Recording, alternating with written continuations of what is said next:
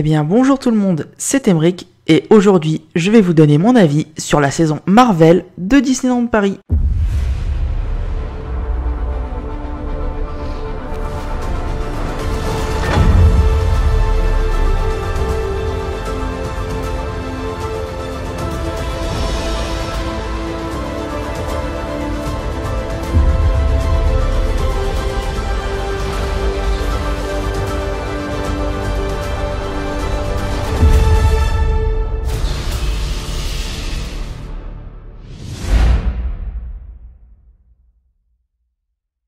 Cette vidéo va se décomposer en 3 parties. La première partie qui sera la description de cette saison, la deuxième qui sera l'explication des spectacles et enfin la troisième, mon ressenti personnel sur cette saison ainsi que la conclusion. Donc la première partie qui est la description de la saison. Donc voilà, la saison Marvel, donc c'est une saison qui se déroule du 10 juin au 30 septembre au parc Walt Disney Studios, donc de Disneyland Paris. Donc comme son nom l'indique, elle a pour but de mettre en avant les personnages mythiques de la franchise Marvel, donc comme Captain America, Star-Lord, Thor, Loki, et il y en a encore pas mal d'autres, je vais pas m'amuser à tous les citer. Elle se décompose en 3 spectacles, donc c'est vraiment 3 spectacles que je pourrais dire les principaux. Donc le premier spectacle, bien sûr, c'est le spectacle principal, c'est l'Alliance des super-héros Marvel, ou Marvel Super Heroes United, donc pour les anglophones, dans la salle, voilà, Studio Theater, qui remplace l'ancienne attraction Cinémagique. Donc voilà, c'est dans la salle où il y avait Cinémagique avant. Donc le deuxième spectacle, qui est Stark Expo présente une énergie pour demain.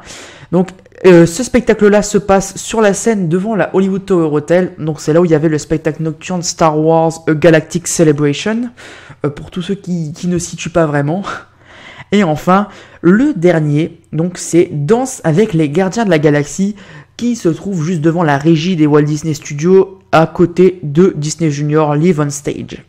Donc voilà, il y a aussi également un point fauteuil Captain America, ainsi bien sûr que 3 statues pour pouvoir faire de la décoration sur la place des stars. Donc vous allez tous les avoir. Il y a Black Panther que vous voyez donc là à l'image, où il y a aussi Hulk et bien sûr devant Studio Theater le principal Iron Man. Dans cette deuxième partie, je vais vous expliquer les différents spectacles que propose cette saison. Je vais d'abord commencer par l'Alliance des super-héros Marvel. Donc pour ce spectacle, nous prenons place dans le Studio Theater flambant neuf, donc qui est tout fraîchement rénové, pour embarquer dans un spectacle à la pointe de la technologie, avec entre autres une projection, donc mapping, à 180 degrés, donc sur les côtés de la salle, mais aussi sur le sol. Les drones seront aussi de la partie, donc une première pour Disneyland Paris, ça il faut vraiment le souligner, que Disneyland Paris, c'est vraiment de chercher maintenant la technologie pour ces spectacles. On le voit avec aussi Mickey le Magicien, mais Mickey le Magicien, c'est plutôt des technologies différentes. Là, on est vraiment dans la partie vidéo et aussi la partie un peu, comment on pourrait dire ça, technologique, donc avec des drones, donc pour la voltige, etc. Voilà. Donc il y aura aussi de nombreux effets pyrotechniques, comme de la fumée lourde, ou alors voilà de nombreuses explosions. Et les explosions peuvent aussi pour certains les impressionner. Donc, je tiens à le préciser. Mais bien sûr, le meilleur, c'est celui que j'ai préféré, c'est l'écran géant qui se lève pour nous laisser découvrir la scène. On va alors prendre place et découvrir les Avengers qui doivent lutter contre Thanos, qui a trouvé un moyen de les manipuler. Donc la grande question est, vont-ils réussir à le découvrir ?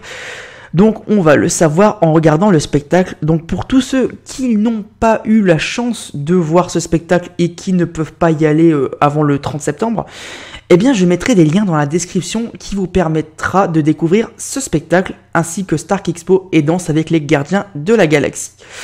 Donc bien sûr, voilà, de nombreuses surprises seront au rendez-vous de ce spectacle de Marvel. Et aussi, bien sûr, il faut aussi être très attentif et regarder par exemple au-dessus de soi et sur les côtés. Nous allons maintenant passer à Stark Expo présente une énergie pour demain.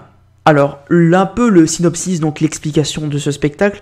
Tony Stark vous donne rendez-vous à Production Courtyard en plein air. Donc c'est sur la scène devant la Hollywood Tower Hotel. Donc on voilà, ils vont présenter leur dernière invention qui est le réacteur Arc qui crée de l'énergie vert. Mais attention, c'est exactement le type d'événement qu'un certain Loki, donc le frère de Thor, pour tous ceux qui ne savent pas, aime interrompre. Alors lui, il va essayer un peu de prendre cette invention pour lui, parce qu'il aime bien cette invention, on va dire que ça peut l'aider.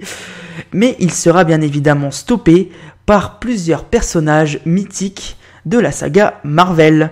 Donc voilà, soyez au rendez-vous si vous voulez le voir, ou bien encore allez dans la description pour voir cette vidéo si cela vous intéresse.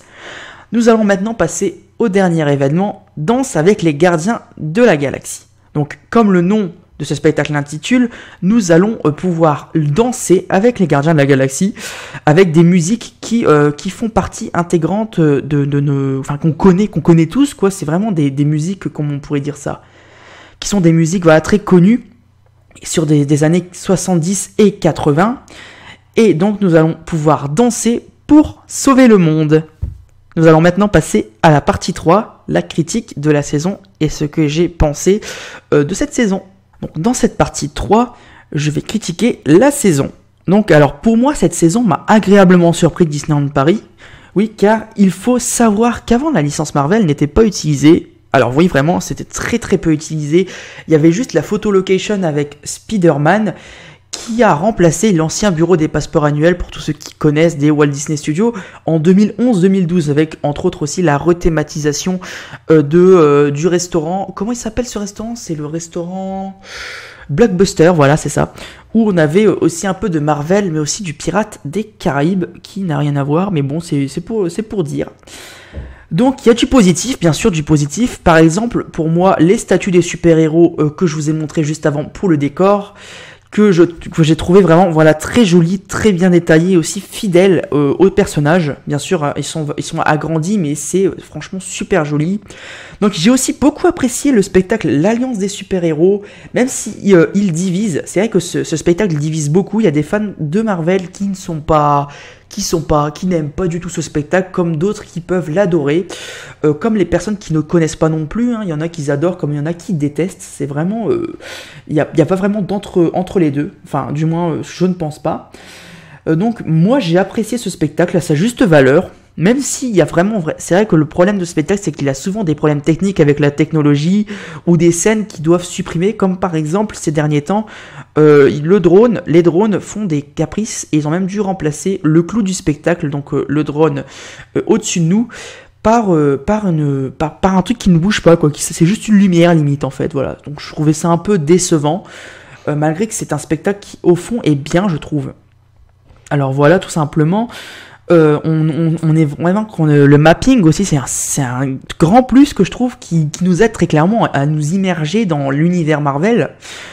C'est même le premier spectacle couvert à utiliser cette technologie, même couvert parce que oui Disney Illumination ça compte pas vraiment, hein. Disney Dream c'est spectacle à l'extérieur, là je vous parle vraiment des spectacles dans des salles, c'est bien le premier que je vois, voilà tout simplement. Donc bien sûr voilà le gros problème voilà que je dis c'est la technologie capricieuse et le manque de préparation. Oui parce qu'il faut savoir qu'à l'ouverture donc au tout premier spectacle de la saison ils n'ont pas eu énormément de préparation et donc il y avait beaucoup de spectacles qui ont dû être coupés, voire voilà coupés, ou bien il y a des scènes qui ne sont pas là.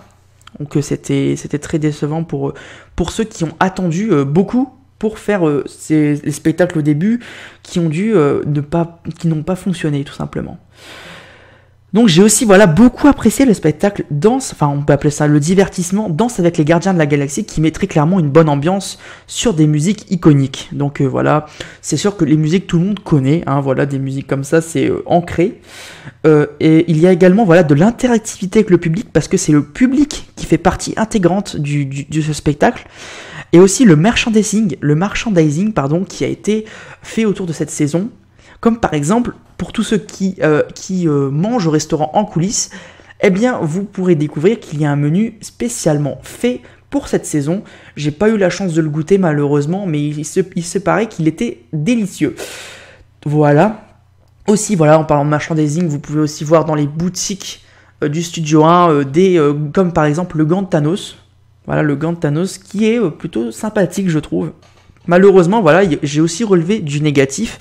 Donc pour moi, le gros négatif, c'était le spectacle Stark Expo, une énergie pour demain. Donc pour moi, il est trop court et mal expliqué, faisant passer Loki pour un grand méchant. Pour tous ceux qui connaissent Loki, c'est pas vraiment le grand méchant. Enfin, au début, si, mais c'est un personnage plus complexe que ce que nous montre Disneyland Paris. Je trouvais ça un peu dommage et on a du mal un peu à comprendre ce spectacle-là en fait. Je trouve ça un peu dommage. Alors aussi la rencontre avec Captain America, que je trouve un peu compliqué, oui, parce que pour pouvoir le rencontrer, il faut télécharger une application et s'y prendre beaucoup de temps à l'avance parce que Captain America est beaucoup demandé. Et donc si vous voulez avoir une place, il faut vraiment s'y prendre pendant les moments de magie en plus, donc avant même que le parc ouvre. Et après vous devez attendre de toute manière, hein, mais ça reste, je trouve, un peu plus compliqué. Pour moi, ils n'auraient pas dû faire ce système-là. Ils auraient dû faire un système de file d'attente. Même s'il y aurait eu plus de monde, ça aurait été moins le bazar. Donc voilà, malgré ça, je trouve que cette saison a créé un réel plus au parc Walt Disney Studios, malgré les défauts que je viens de citer juste avant.